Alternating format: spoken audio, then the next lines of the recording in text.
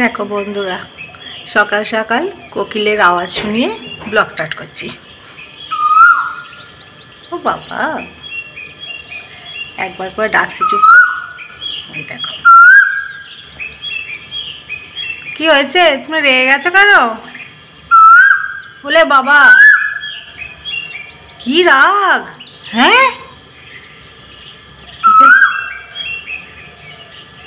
কি সুন্দর দেখো, এখানে খাবার দেওয়া আছে, উনি বাবু ওখান থেকে ডাকছেন। কি জানি কি হয়েছে, রাগ হয়েছে নাকি জানি না। চলো, গুড মর্নিং ফ্রেন্ডস। আজ সকাল থেকে ছাদ থেকেই ব্লগ স্টার্ট করছি।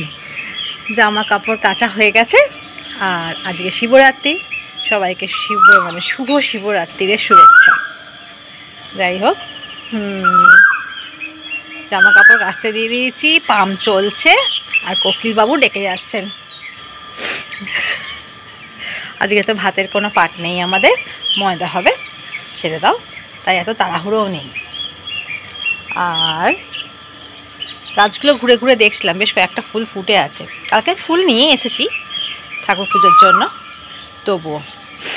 আর চলো, চায়ের জল বসিয়ে দিয়েছি, চাটা আগে কমপ্লিট করে নিই তারপর। আর এই দেখো, কুলের আচার কমপ্লিট। আর একে এখন এই যে রোদে দেবো একটু। এইরকম এক শিশি হয়েছে, আর একটা শিশি হয়েছে, আর একটা একটু পড়ে আছে, একটু টিফিন কৌটোতে রেখে দিয়েছি। এই যে আর একটা শিশি, এবারে অনেকটাই হয়েছে গো, অনেক দিন চলবে। যে আমার চান কমপ্লিট, পুজো কমপ্লিট, একটু শ্যাম্পু করে নিলাম। একবারে বেড়াতে থেকে এসে আর শ্যাম্পু করা হয়নি, আর সেদিনকে খুব কাজের চাপ ছিল তো, তাই হয়নি। যাই হোক, সবচেয়ে বড় কাজ পুজো হয়ে গেছে। শিবরাত্রির দিনে অন্তত আমি মানে মন্দিরে আর যাই না, কারণ যে বাড়িতেই আমি জল দিয়ে দিই। সত্যি কথা বলতে আমি অত লাইন দিয়ে পারি না গো। আর ঘরের ঠাকুর আর মন্দিরের ঠাকুর তো একই, ঠাকুর তো একই আমার মতে, যে ঠাকুর তো সব জায়গাতেই বিরাজমান। তো সুতরাং ঘরেতেই জল দিয়ে দিয়েছি, আর ঠাকুরদের সাজিয়েছি। চলো দেখাচ্ছি। এই দেখো, শিব ঠাকুরকে বেলপাতা, আকন্দ, ধুতরো সব কিছু দিয়ে সাজিয়ে দিয়েছি। আর এই ঘটিতে জল আছে, জল ঢেলে দিয়েছি, আর পুজো কমপ্লিট।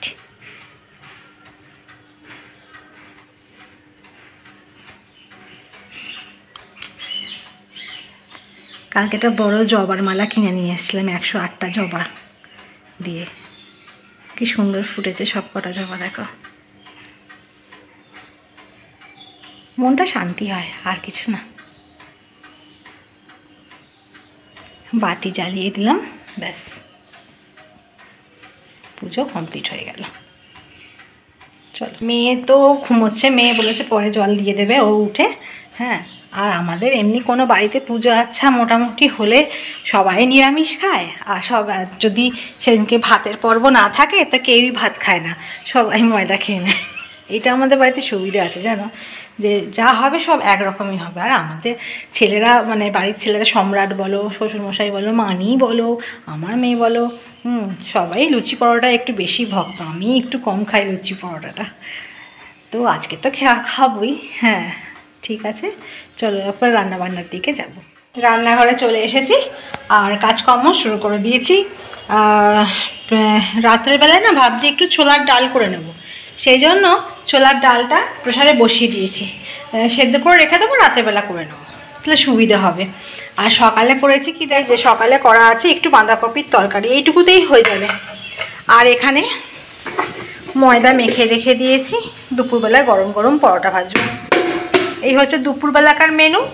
আর এখানে ছোলার ডাল সেদ্ধ বসিয়েছি, তো রাতের বেলায় হবে। আর সকালে সবাইকে জলখাবার দিয়ে এলাম, মানি মাপিকে সব দিয়ে এলাম নিচে। সম্রাট খেয়ে বেরিয়ে গেছে অনেকক্ষণই, আর মেয়ে আর আমি এখন খাবো। সকালে ওই পরোটাই করা হয়েছে, আর একটু আলুর দম। এই হচ্ছে আমাদের ব্যাপার স্যাপার। আর এই ছোলার ডালটা কী রে বাবা, সিটিটা মাঝে মাঝে গন্ডগোল করে প্রেশার কুকারে, ওই জন্য দেখে নি, বড্ড ভয় লাগে বাবা আমার। যাই হোক, এইসব কাজকর্ম আছে, এগুলো করে টোরে নিই, আর জলখাবারটা খেয়ে নিই, তারপর আবার আসছি। চলো, আর এই যে পরোটা বেলছি, মানি বাপিদের খানিকটা বেলে ওদের খাবার দিয়ে এসছি, বেলে আর ভেজে। আর এক ধারে বেলছি আর এক ধারে ভাজছি। আর এখানে খানিকটা আঙুর ভেজানো আছে, ওটা মেয়ে আর আমি দুপুরবেলায় খেয়ে নেবো। সম্রাট আবার হ্যাঁ চলেও আসতে পারো, অসুবিধা নেই, তোমারটা হয়ে এসছে। আচ্ছা, আর এগুলো আমাদের বাড়িগুলো সব করছি। এই যে আমাদের বাড়িগুলো না, মানে আমি আর আমার মেয়ে আর আমার বরেরটা হচ্ছে, মানে মানি বাপিরটা দিয়ে দিয়েছি।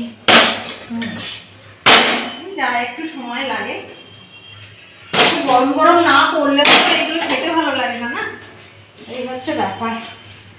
চলো একটু তেল দিয়ে দিলাম, এক্ষুনি ভেজে দিয়ে দেবো।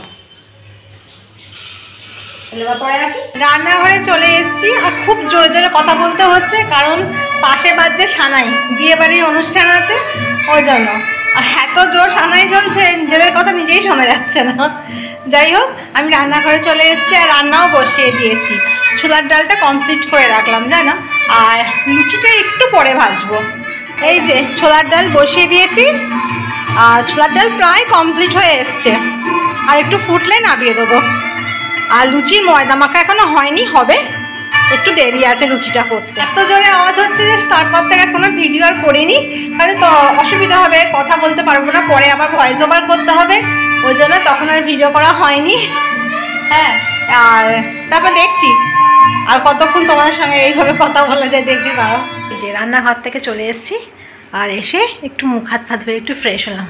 এই গরম পড়ছে তো ওই জন্য আরেক ঝামেলা। যাই হোক, আর আজকের মতো কাজকর্ম সব কমপ্লিট। আর তোমাদের শিবরাত্রিকে কেমন কাটালে জানিও। হ্যাঁ, আর এই সবে সানাইটা বন্ধ হয়েছে, তাই কথা বলতে পারছি, বড় বউ চলে গেল। হ্যাঁ, যাই হোক, আর কালকে আবার তোমাদের সঙ্গে দেখা করতে আসবো একটা ছোট্ট ব্লগ নিয়ে। আজকেও খুব ছোট ব্লগ করেছি, তোমরা সাথে থেকো, পাশে থেকো আর দেখতে থেকো। তাহলে আজকের মতো tata, bye bye and sweet dream.